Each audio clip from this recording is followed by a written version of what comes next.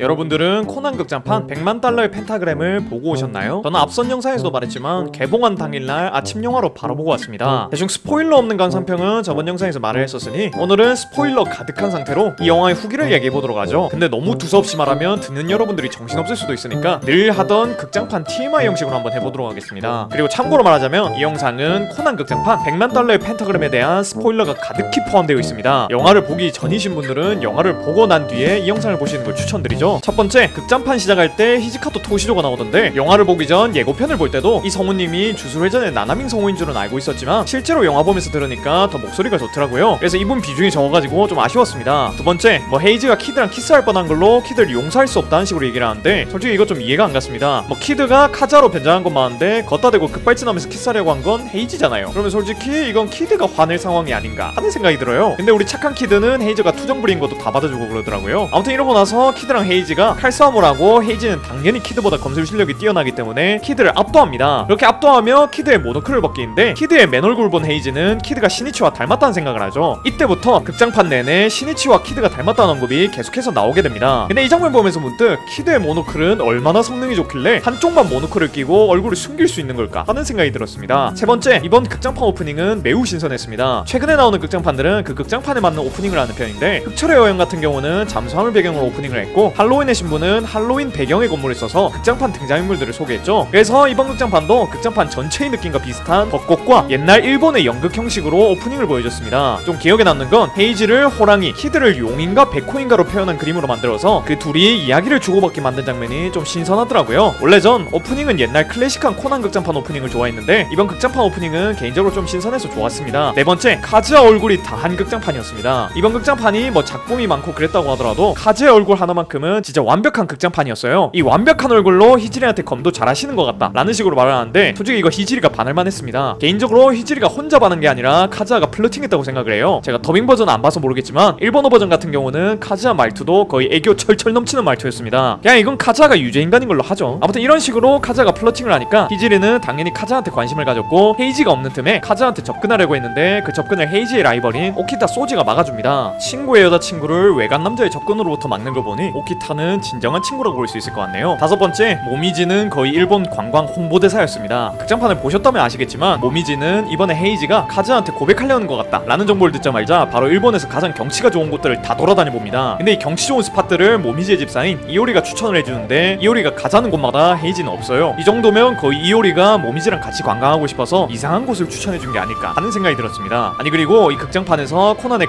가라라던가 헤이지의 마지막 고백 대사 등등 정말 기억에 남을 만한 많은 대사들이 나왔는데 그 중에서 가장 기억에 남는 건 카시코마리 마시타 오조사마 이거였습니다. 리얼 모미지가 뭔 말만 하면 이오리가 카시코마리 마시타 오조사마 라는 말을 하고 이걸 극장판 내내 반복을 해요. 최근에 못 말린 아가씨 영상 때문에 집사 관련된 거 좀 심하게 많이 봐가지고 이오리 때문에 좀 PTSD 왔습니다. 여섯 번째, 극장판 초반 키드가 가면을 쓴 괴한과 대치를 하는데 키드는 하얀 옷, 그 가면의 괴한은 검은 옷을 입고 있어서 둘이 뭔가 대비된 느낌이었습니다. 그리고 이 괴한과 마주한 뒤 키드는 헤이즈, 코난과 함께 세 명이서 작당 모의를 하는 경우가 많아졌는데 이 모습이 뭔가 10기 극장판 탐정들의 진혼과 겹쳐 보였어요. 그때도 키드와 헤이지, 코난 이렇게 세 명이서 같이 다니며 사건에 추리했었죠. 물론 그때는 키드가 본 모습이 아닌 하쿠바 사고로 한국어로는 백준수로 변장한 상태이긴 했습니다. 일곱 번째, 거합이란 말이 좀 어렵다고 생각했습니다. 더빙판은 어땠는지 모르겠는데 자막판 같은 경우는 후쿠시로 료에와 히지리는 거합의 달인이라는 식으로 말합니다. 근데 여기서 거합을 일본어로 하면 이아이가 되는데 이아이는 발검술로 해석이 가능합니다. 그래서 거합이란 단어를 쓰기보단 발도술로 해석하는 게 좋았지 않았나 하는 생각이 들어요. 참고로 제가 이아이가 발도술이라는 걸 알게 된 경우는 해적만화의 초록색 머리 남자가 일도류 발도술 사자의 노래라는 걸 쓰기 때문에. 여덟 번째, 극장판 제목의 100만 달러라는 것은 경치를 말하는 거였습니다. 보통 코난 극장판 제목은 극장판 내용을 함축하여 은유적으로 짓는 경우가 많은데 이번 극장판 같은 경우는 100만 달러가 지칭하는 게 뭔지 정확하게 알려주더라고요. 그래서 100만 달러의 펜타그램이라는 제목이 하코다테의 형치가 100만 달러라는 거구나 라는 추리를 할 수가 있었죠. 아홉 번째, 이번 극장판 같은 경우 키드의 변장술을 알아보기가 매우 쉽습니다. 이 극장판에서 키드는 정말 수많은 사람들로 변장을 하는데 하나같이 제가 키드입니다 라는 수준으로 좀 허술하게 변장을 해요. 우선 오키타 소지로 변장했을 땐 말도 안 되는 사투리를 써서 코난과 헤이지에게 들켰었는데 전 영상 만들면서 오키타 소지를 정말 많이 봤더니만 키드가 변장한 오키타 소지는 원래 오키타보다 좀 더 피부가 밝더라고요. 아마 키드가 원래 하얀 피부여서 오키타의 그 애매한 커피색 피부를 완벽하게 재현하지 못한 것 같았습니다. 그리고 키드는 모리코고로도 변장을 하고 무녀가 있는 신사로 찾아가는데 아마 명탐정 코난을 꽤 보신 분들은 신사에 찾아간 모리코고로가 키드였다는 걸 알았을 겁니다. 왜냐하면 진짜 모리코고로 하면 그 무녀의 얼굴 보고 너무 예쁘다면서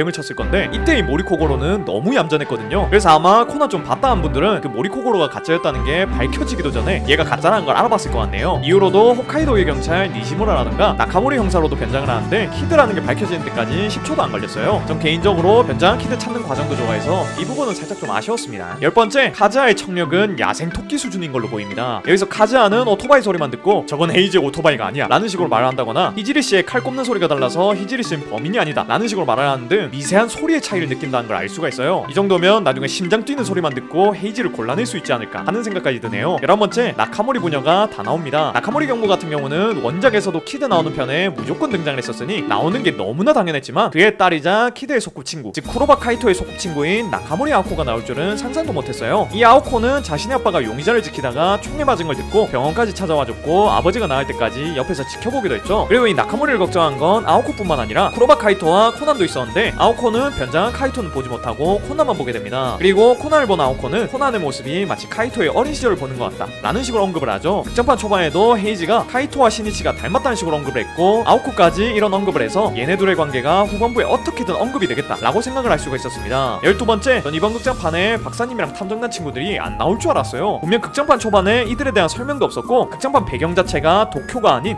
홋카이도에서 얘네 절대 안 나오겠다 라는 생각을 했었는데 중간에 결국 나오더라고요. 얘네가 나와서는 박사님의 말장난 퀴즈 한번 풀어주고 열기구 타가지고는 코난의 추리 도우미 역할만 했는데 개인적으로 좀 어거지로 등장시킨 게 아닌가 하는 생각을 했습니다. 그냥 이 열기구 띄우고 빛 비추는 역할은 다른 형사님을 시켜서 하는 것도 가능하지 않았나 싶어요. 어차피 이번 극장판에 얘네 등장시키기 좀 번거로웠다면 차라리 등장을 안 시키고 헤이지나 카즈아 또는 키드한테 분량을 좀 더 주는 게 어땠을까 하는 아쉬움이 들었습니다. 아, 그리고 열기구에서 건너편산까지 빛을 비추는 장면이 있었는데 전 순간 아니 어떻게 저 먼 거리를 강력한 밝기로 비출 수가 있을까, 말도 안 된다 라는 생각을 했었는데 애초에 민간인이 열기구를 만들고 바로 사용 가능한 것부터가 이상한 거였습니다. 13번째, 소노코가 진짜 진국입니다. 여기서 코난이 사건 추리에 막혀가지고 고민을 하던 중 마치다 쇼토코의 일기장이 단사라는 걸 알고 소노코에게 그 일기장에 대해 문의를 하는데 소노코는 바로 그 일기장을 찾아가지고 10초도 안 돼서 정보를 보내줍니다. 솔직히 소노코 없었으면 이번 사건 안 풀렸어요. 14번째, 코난이 추리를 다 끝내고 갈피를 잡는 장면이 있는데 이때 연출이 너무 짜쳤습니다. 코난은 극장판에서 일어난 사건을 해결하던 중 좀 막힌 부분이 있었는데 어떤 단서를 듣고 사건의 전말을 알게 됩니다. 근데 이 과정에서 뭐 벚꽃이 피어오르고 그 벚꽃이 코난을 감싸는 그런 장면이 나오는데 개인적으로 이런 장면보다 그냥 코난이 파직하면서 깨닫는 장면이 더 담백하고 멋있다는 생각이 들었어요. 뭐 근데 이건 취향 차이도 있을 것 같아서 여러분들은 좋게 봤을 수도 있을 것 같습니다.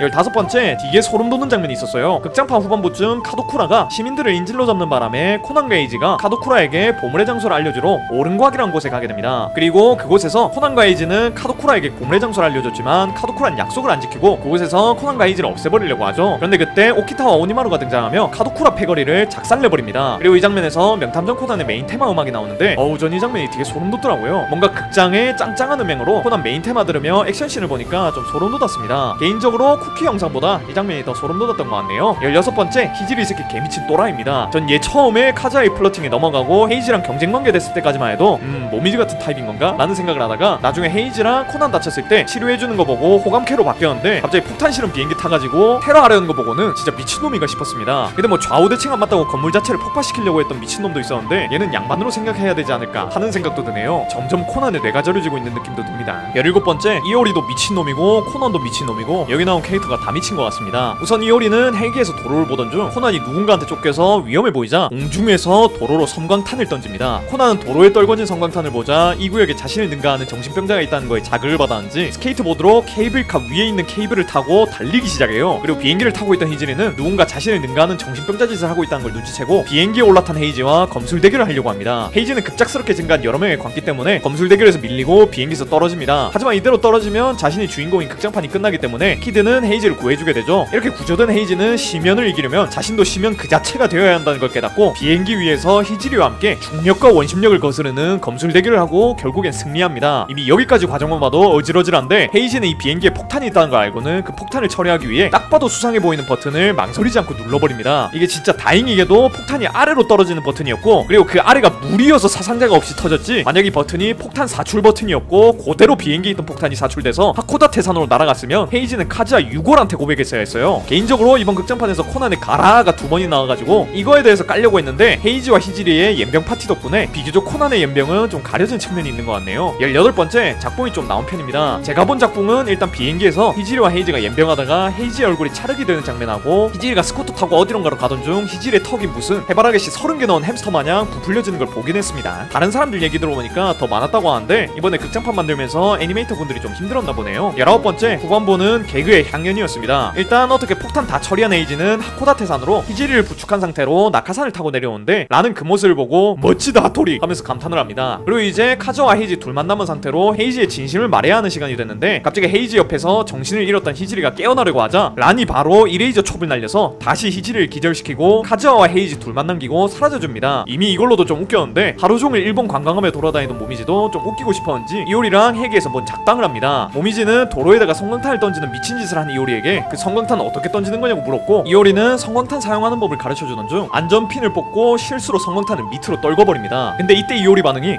하면서 진짜 당황하는 반응이라 좀 웃기더라고요. 아마 모미지랑 이오리는 웃기려고 출연시킨 것 같습니다. 20번째 결국 헤이지의 고백은 또 실패합니다. 아까 이오리가 실수로 성광탄을 밑으로 떨궜다고 했는데 하필 떨어진 곳이 헤이지와 카즈아가 있는 곳이었고 카즈아는 헤이지를 지켜주기 위해 헤이지의 귀를 막아줬지만 자신의 귀는 막지 못해서 성광탄에 영향을 받은 상태였습니다. 근데 그걸 몰랐던 헤이지는 카즈아에게 사람을 죽이든 사람을 살리든 무슨 일이든 간에 동기가 있기 마련이다. 하지만 누군가를 사랑하는 데는 동기가 존재하지 않는다. 나도 마찬가지다. 이유는 모르겠지만 널 사랑하게 됐다. 라는 식으로 역대급 멘트를 치며 고백을 합니다. 아마 카즈아가 이걸 들었다면 바로 고백을 받아들였겠지만 앞서 말했듯이 카즈아는 성광탄을 맞았다고 했죠. 그래서 카즈아는 성광탄의 효과 때문에 아무 소리도 못 들어서 결국 헤이지의 고백은 또 허공으로 날아가게 됩니다. 하루 종일 의미 없이 돌아다니며 헤이지 고백 방해하려던 모미지의 목적은 결국 달성이 되긴 했네요. 21번째 엔딩 크레딧 올라갈 때도 몇몇 장면이 나오긴 합니다. 그 장면 중에는 아오코와 키드가 통화하는 장면이 나오는데 아오코는 키드를 바보 카이토라고 저장해놨더라고요. 그리고 아오코와 전화를 당한 키드는 만족스럽다는 듯이 웃으며 하늘을 날아갑니다. 뭔가 풋풋한 사랑을 보고 있는 것 같아서 괜히 미소가 지어지더라고요. 22번째 쿠키 영상은 진짜 충격 그 자체였습니다. 저는 인생 업적이 남들보다 영화 일찍 본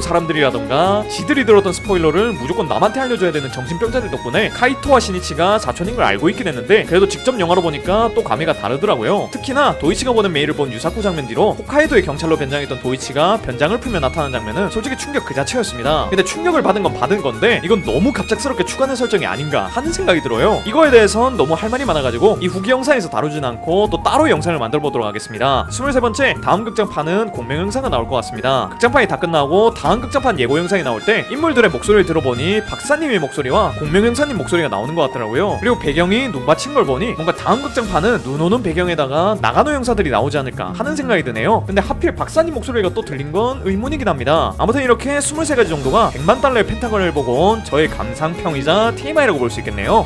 이렇게 후기를 좀 길게 적어봤는데 요약하자면 의외로 재밌었다 라고 할 수 있겠습니다. 전 베이커가의 망령 이후로 코난 극장판에 그닥 기대를 안 거는 편인데 할로윈의 신부부터 지금의 100만 달러의 펜타그램까지는 다 평탄을 쳤던 것 같네요. 이러고 다음 극장판 망할까봐 좀 걱정이긴 한데 부디 다음 극장판도 평탄을 쳐줬으면 좋겠습니다. 오늘도 이런 영상 봐주셔서 너무 고맙고 전 더 재밌는 영상으로 돌아오겠습니다. 그럼 다음 시간에 만나요.